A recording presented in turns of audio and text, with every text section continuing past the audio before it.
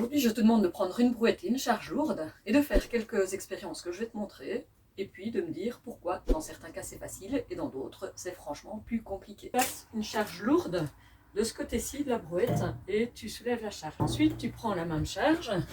et tu la mets le plus loin possible du côté des roues.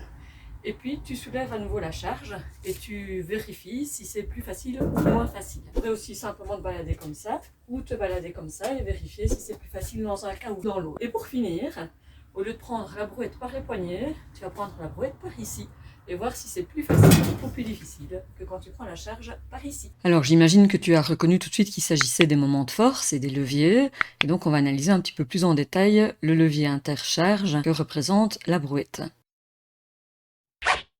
Alors, si on décide de mettre la charge ici, alors le poids de la charge est transféré sur le levier, qui est donc la barre métallique qui fait toute la longueur de la brouette,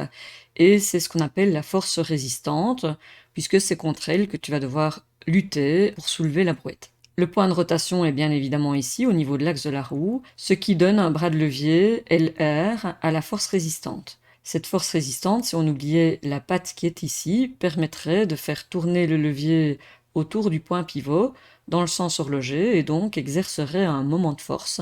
négatif donné par la valeur de la force fois la valeur de son bras de levier. Je rappelle que le bras de levier est la distance mesurée perpendiculairement entre la droite d'action de la force et le point pivot. La force motrice, quant à elle, est exercée sur la poignée, c'est toi qui l'exerces avec ta main, c'est toi le moteur du mouvement de la brouette. Donc cette force motrice possède un bras de levier qui est beaucoup plus grand et qui est capable de faire tourner le levier dans le sens anti-horloger autour du point pivot et donc qui exerce un moment de force positif donné par la valeur de la force fois la valeur de son bras de levier. Si on analyse les forces qui agissent sur ce levier, qui la touche, il y a la main, il y a le poids qui est posé sur le levier, et puis bien sûr, le levier va prendre appui sur l'axe de rotation de la roue, et donc l'axe de rotation de la roue réagit sur le levier, mais cette force n'a pas de bras de levier, et donc son moment de force est nul. Donc,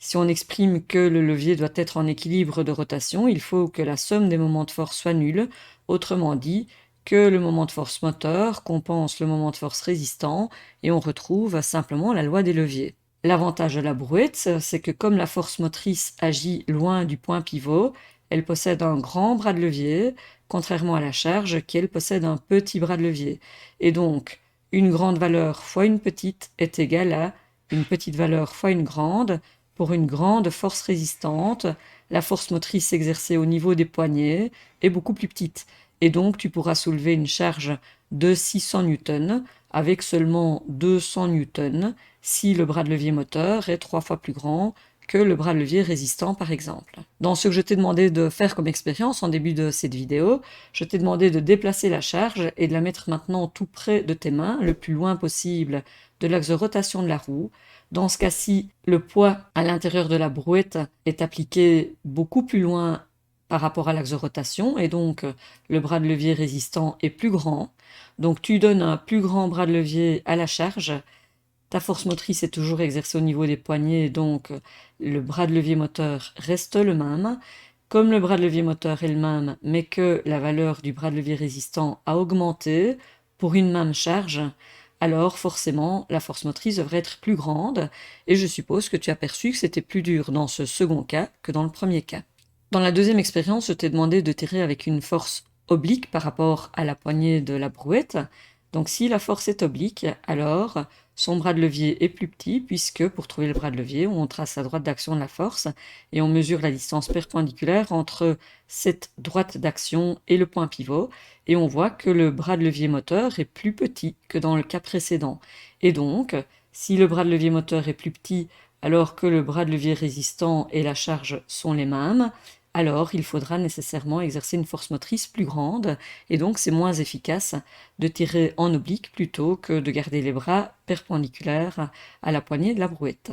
Dernier cas de figure, je t'ai demandé cette fois de ne plus tirer sur les poignets, mais d'exercer la force un petit peu plus près du bac de la brouette.